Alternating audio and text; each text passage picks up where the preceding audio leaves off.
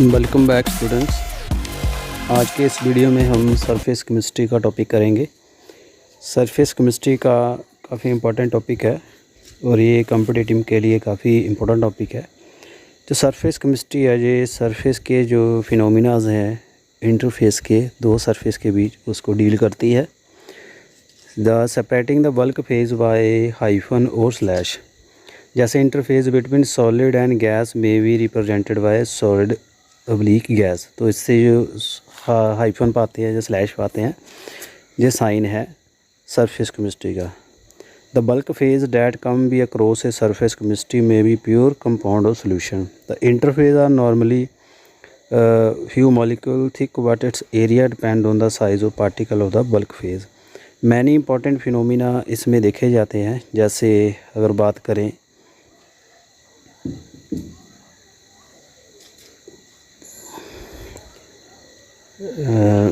Corrosion है, electrode processes है, heterogeneous catalysis, dissolution, crystallisation, ये सारे सरफेस के फिनोमिनाज हैं। तो सरफेस केमिस्ट्री सरफेस के ऊपर किसी जो रिएक्शन चलती है उसको डील करती है। चलिए अभी मेन यहाँ स्टार्ट करते हैं। तो इसमें मेन चीज़ आती है एडिऑप्शन। एडिऑप्शन एक सरफेस फिनोमिना है। Accumulation of the molecule species at the surface rather in the bulk of the solid और लिक्विड इज टर्म एडिऑप्शन। यानी मॉलिक्यूल्स जो होते हैं वो चिपक जाते हैं किसी स्पीसीज़ के दूसरी सरफेस के ऊपर, सोल्यूशन नहीं बनाएंगे। सो जो मॉलिक्यूल चिपकता है उसको एडजॉर्बेट कहते हैं और जिस सरफेस के ऊपर चिपकता है उसको एडजॉर्बेंट। तो जो हमारे पास एडजॉर्बेंट है that is the homologous to the solvent. जैसे ट्रू सोल्यूशन में सॉल्वेंट जैसे पानी है तो जो एडजॉर्बेट है वो चीनी की तरह, जैसे चीनी को पानी में घोलेंगे, यानी सल्यूट को हम एडजॉर्बेट कहेंगे तो जो दूसरा है उसे एडजॉर्बेंट कहेंगे। सो एडजॉर्प्शन जो है, if A gas like oxygen, hydrogen, carbon monoxide, chlorine, ammonia, SO2 taken in A close vessel containing powder charcoal. Charcoal हमने रखा है कंटेनर में, उसमें गैस निकालें। It is observed that the pressure of the gas in close vessel decrease. उसका pressure decrease हो जाता है क्योंकि जो गैस की मॉलिक्यूल्स हैं वो एडजॉर्ब हो जाते हैं चारकोल के ऊपर, सरफेस प्रोवाइड करता है। So in the solution of an organic dye say methylene blue bin and animal coal is added and the solution will given। जो सॉल्यूशन है वो शेक किया जाएगा। It is observed that the filtrate turn colourless. जैसे methylene blue डालेंगे, charcoal डालेंगे तो solution जो कलर है वो चला जाएगा। ये केमिस्ट्री का प्रैक्टिकल है, बॉटनी में भी करते हैं, सिंपल सा प्रैक्टिकल है। सो जो एडजॉर्प्शन हुई है उसको रिवर्स भी किया जा सकता है। जो एडजॉर्ब मॉलिक्यूल्स को जब सेपरेट करते हैं उसको फिनोमिना को डिसॉर्प्शन कहते हैं। The distinction between adsorption and absorption. Adsorption and absorption क्या है? Both adsorption and absorption can take place simultaneously. The term absorption is also use describe both. दोनों को अब्जॉर्प्शन से कह सकते हैं। अब्जॉर्ब होना, किसी चीज़ के अंदर चले जाना, उसको अब्जॉर्प्शन कहते हैं। तो जो एडजॉर्प्शन होती है वो एक सरफेस के ऊपर रहते हैं। जैसे उन breaking the chalk stick it is found at the white from inside. A distinction can be made between adsorption and absorption by taking example of pure water. Can the water vapour are adsorb by anhydrous calcium chloride but adsorb by silica gel. पानी जो है silica gel के ऊपर चिपक जाता है पर anhydrous calcium chloride में डिज़ोल्व हो जाता है, अब्जॉर्ब होता है। That is absorption and absorption. वो मैकेनिज़्म क्या है एब्जॉर्प्शन का? सो एब्जॉर्प्शन जो है, सरफेस के जो पार्टिकल्स हैं एब्जॉर्बेंट के are not in the same environment and the particle inside the bulk. Inside the absorbent all the forces acting between particle are mutually balance but on the surface the particle are not surrounded by atom or molecule of their kind on all side. Hence they possesses unbalanced residual attractive force. These forces of adsorbent are responsible for attracting the adsorbate। तो उसकी जो surface होती है वो active होती है या उभर खाबड़ सरफेस होगी जिसके ऊपर दूसरे पार्टिकल लग जाते हैं, तो इस वजह से एडजॉर्प्शन होती है। So there is a decrease in the surface energy with upper and appear heat. Adsorption therefore is inversely exothermic process delta H desorption is always negative, यानी जब डिजॉर्प्शन होगी तो हीट प्रोड्यूस जरूर होगी।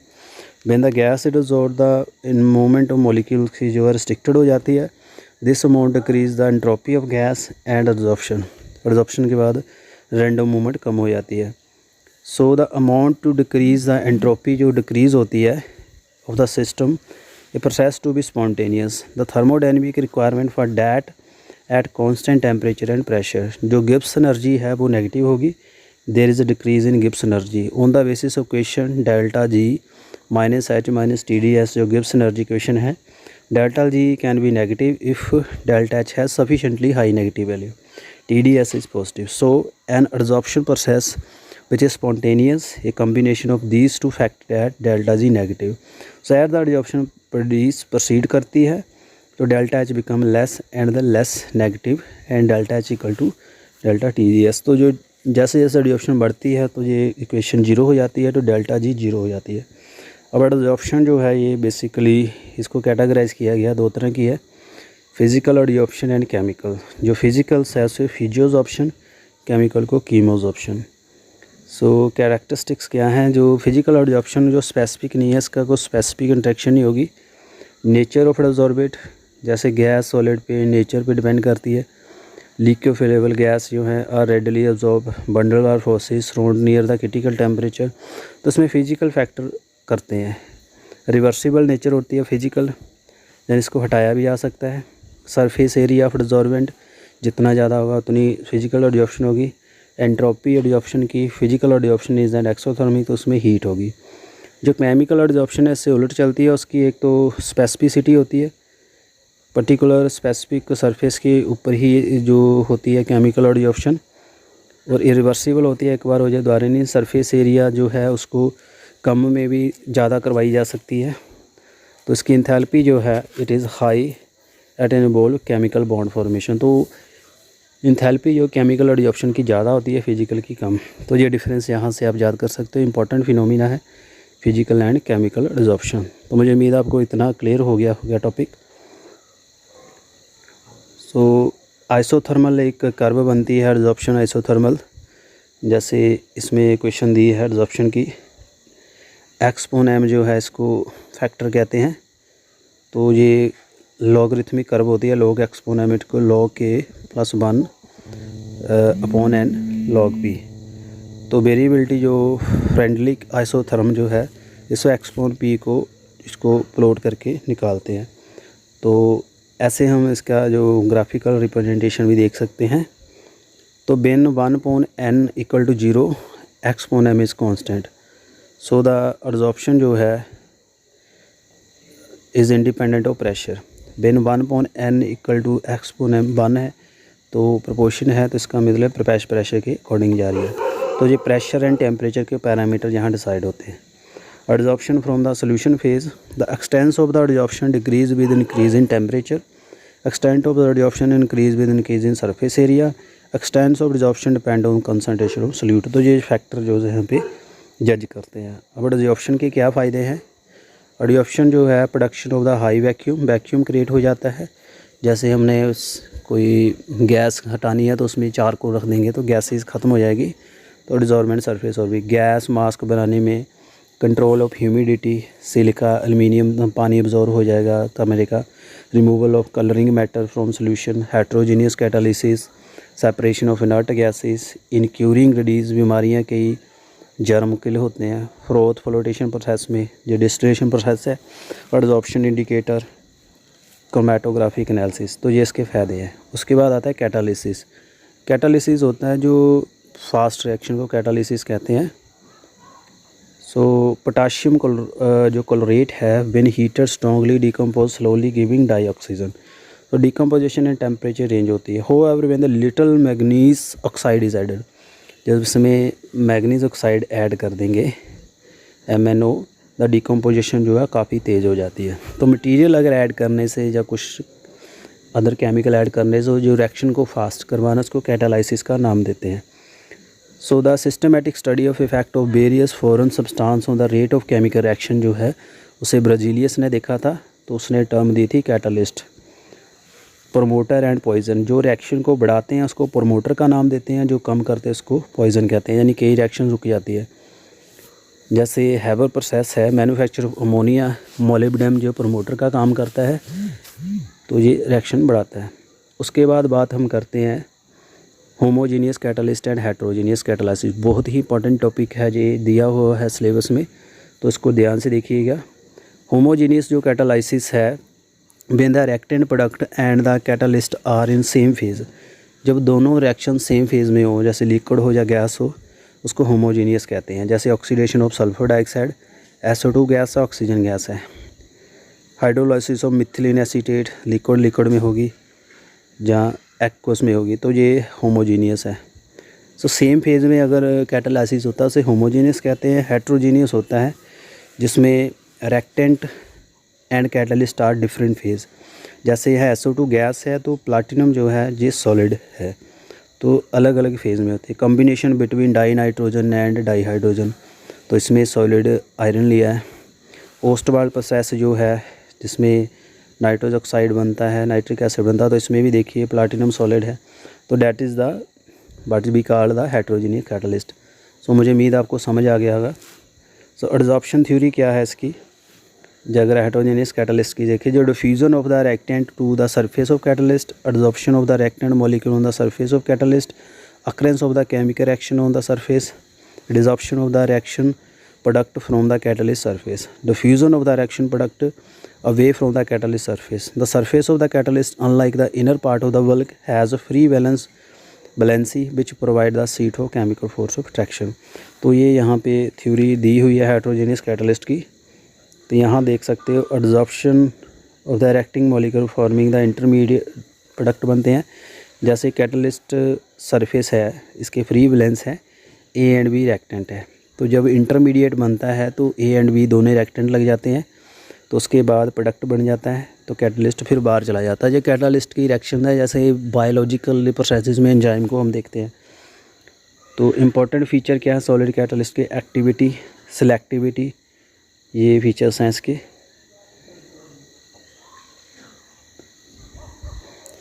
तो एंजाइम जो है बायोकेमिकल कैटालिस्ट होते हैं, ये भी आपको पता ही है।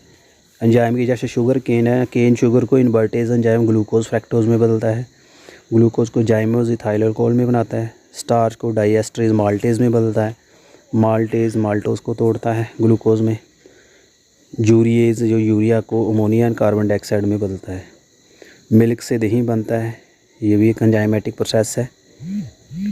तो एंजाइम दिए हुए हैं, ये बायो कैटालिस्ट है। तो एंजाइम कैटालिस्ट के फीचर्स हैं, ये एंजाइम वाले टॉपिक में आप देख सकते हो उसको। जैसे बात करें most highly efficient, high specific nature, high active होता है ऑप्टिमम टेम्परेचर पे, high active under optimum pH, increasing activity. Activator जो होते हैं जो एंजाइम की एक्टिविटी बढ़ाते हैं, जैसे को मेटालाइन हो गया जो प्रोसेस बढ़ा रहे हैं। इनहिबिटर एंड पॉइजन जो हैं इसकी प्रोसेस को रोकते हैं। पॉइजन होता है जो परमानेंट ब्लॉक कर देता है किसी रिएक्शन को, इनहिबिटर होता है जो कम करता है। सो एंजाइम कैटालिस्ट के जो मैकेनिज़्म देखें तो सरफेस जो होती हैं एंजाइम की, उसके ऊपर फंक्शनल ग्रुप होते हैं जिसमें जो एक्सचेंज होकर प्रोडक्ट बनता है। जैसे यहाँ पे दी हुई है मैकेनिज़्म, इसमें लॉक एंड की मेथड काम करता है। तो इसमें जैसे लॉक एक पर्टिकुलर की से खुलता है, ऐसे ही वो रिएक्शन चलती है। तो एक्टिव साइट जो होती है एंजाइम, उसके पास सबस्ट्रेट के ऊपर चला जाएगा, रिएक्शन होगी, फिर एंजाइम बाहर निकल जाएगा। तो पहले E प्लस एंजाइम ES बनता है जो इंटरमीडिएट एंजाइम सबस्ट्रेट कम्प्लेक्स बनता है। फिर सेकंड फेज़ में क्या होता है, एंजाइम बाहर निकल जाता है और प्रोडक्ट बन जाता है। सो प्रोसेस एंड कैटालिस्ट देख सकते हो, यहाँ फ्लो चार्ट बना है हैबर प्रोसेस का। उसके बाद आते हैं कोलाइड्स। कोलाइड्स क्या होते हैं, जहाँ पे सोल्यूशन की हम कैटेगराइजेशन करते हैं on the basis of the size of the particles.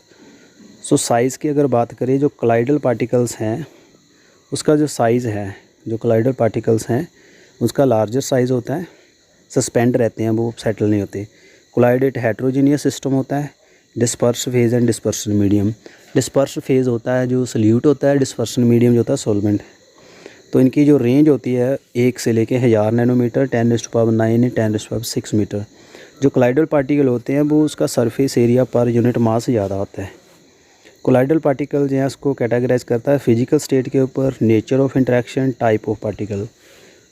अब कोलाइडल पार्टिकल की कैटेगराइजेशन है, देख सकते हैं आप। डिस्पर्स फेज, डिस्पर्सन मीडियम पे, जैसे solid solid, solid liquid, solid gas, liquid solid, liquid liquid, gas liquid, solid liquid, gas liquid.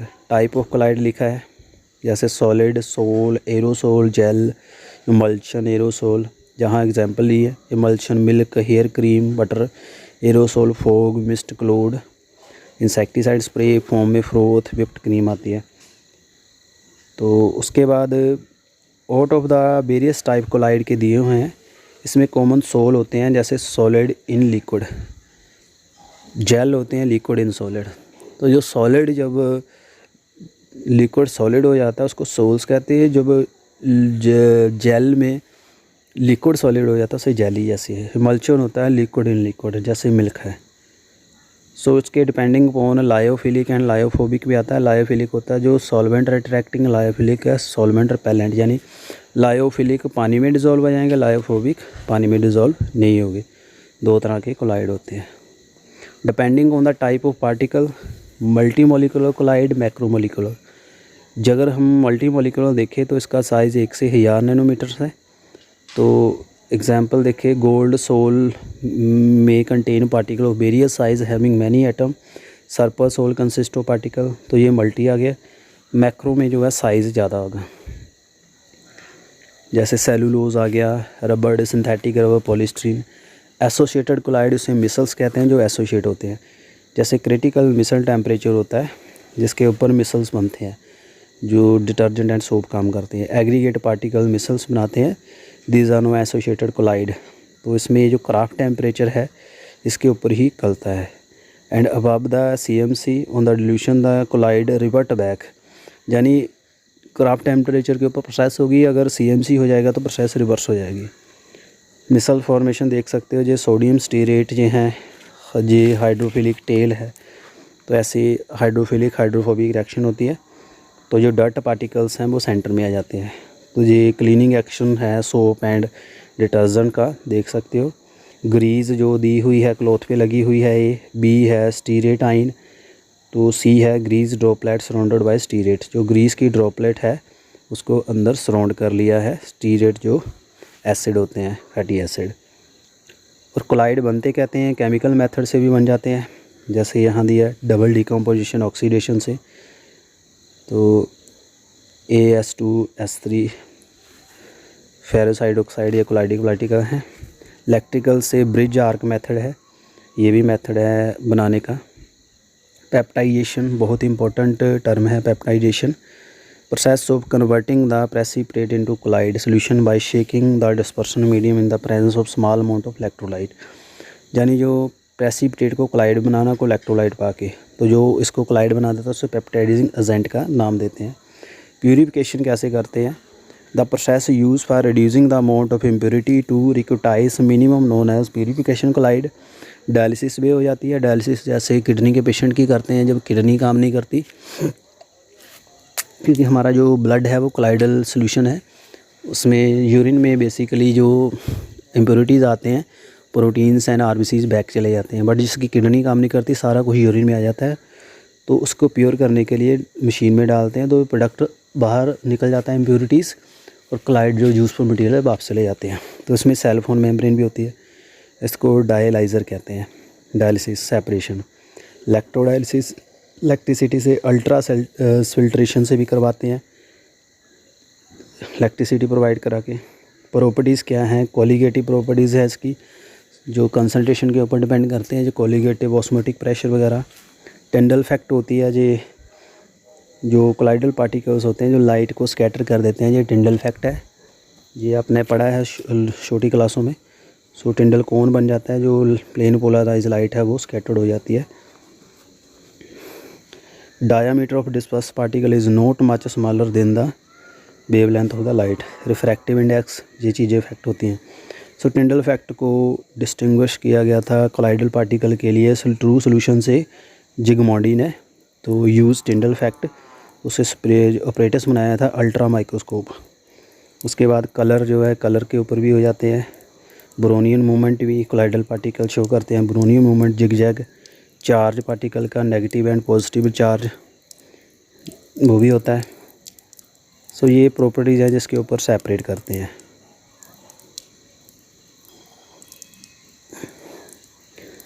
So the potential difference between mixed layer and diffuse layer of opposite charge का electrokinetic potential और zeta potential. सो जिसमें जो jail है जो colloidal particle की अलग अलग layer कर देते हैं नेगेटिव पॉजिटिव करने के लिए पोटेंशियल से, उसको जीटा पोटेंशियल कहते हैं। इलेक्ट्रोफोरेसिस से भी कोलाइडल पार्टिकल मूव करते हैं, जैसे ब्लॉटिंग टेक्निक्स हैं, प्रोटीन सेपरेट हो जाती है, डीएनए पर सेपरेट हो जाता है आरएनए। इलेक्ट्रोफोरेसिस है, इलेक्ट्रिसिटी पास करेंगे तो कोलाइडल पार्टिकल अपने चार्ज के अराउंड मूव करेंगे, इसको इलेक्ट्रोऑस्मोसिस भी कहते हैं। और ये मेथड्स हैं जिससे हम सेपरेट करते हैं। इलेक्ट्रोफोरेसिस भी मेथड है इसका एक। उसके बाद mixing two oppositely charged sol, boiling से, परसिस्टेंट डायलिसिस से, इलेक्ट्रोलाइट ऐड करने से, ये मेथड्स हैं। कोगुलेशन आता है, उसको जब थक्का बनाना होता है उसको कोगुलेशन कहते हैं। प्रोटेक्शन करने के लिए उसको कोगुलेशन कहते हैं। इमल्शंस होते हैं, ये सोल्यूशन है एक तरह का, liquid and liquid colloid system होता है, इसको इमल्शन कहते हैं। तो इसमें oil disperse in water OW type, water in oil WO, ये टाइप्स हैं। कोलाइडल अराउंड अस, हमारे अराउंड काफ़ी कोलाइड्स पार्टिकल्स हैं, जैसे meal we eat, cloth we wear, woollen furniture, house in live, newspaper, ये सारे कोलाइडल पार्टिकल से बने हैं। ब्लू कलर ऑफ स्काई जो है ये कोलाइडल फिनोमिना से आता है, स्कैटरिंग पार्टिकल्स की। फोग बनती है, ये कोलाइडल पार्टिकल्स हैं। फूड आर्टिकल्स, मिल्क, बटर, हलवा, ब्लड भी कोलाइडल है। सॉइल में कोलाइडल पार्टिकल्स हैं। फॉर्मेशन ऑफ डेल्टा, कोलाइडल की application electrical precipitation of smoke हटाने के लिए, वाटर पोल्यूशन ख़त्म करने के लिए, एयर पोल्यूशन, ड्रिंकिंग वाटर साफ़ करने के लिए, मेडिसिन्स में इसका यूज़ होता है। जैसे colloidal antimony use during the kala azar में एंटीमनी के कोलाइडल पार्टिकल्स टैबलेट की फॉर्म में यूज़ करके, टैनिंग, कलर, लेदर को टैनिंग करने के लिए, cleaning action of soap, photographic plate development, rubber industry, ये सारे इसके फ़ायदे हैं। सो फ्रेंड्स, ये था सारा विद द सरफेस केमिस्ट्री, और मुझे उम्मीद है आपको सेटिस्फैक्ट्री एक्सप्लेनेशन मिल गई होगी। और वीडियो में जो भी कमियां हैं काइंडली मुझे बताना, next time we will improve. तो ये NCERT का टॉपिक है और ये आपको मास्टर कैडेट में हेल्प करेगा सभी कॉम्पिटिटिव एग्ज़ाम में, चाहे वो नीट हो। तो आप काइंडली पूरा प्रीमियर एंड तक देखिए और अपने आर्गूमेंट करिए। ये यूनिट 5 है, सरफेस केमिस्ट्री, और सिलेबस में मेंशन है। तो हमने सारे फिनोमिनास कर लिए हैं, अब आपके दिमाग में सारा टॉपिक आ गया होगा। No you can crack the question from the surface chemistry. Thank you very much. Stay tuned with my channel for next video.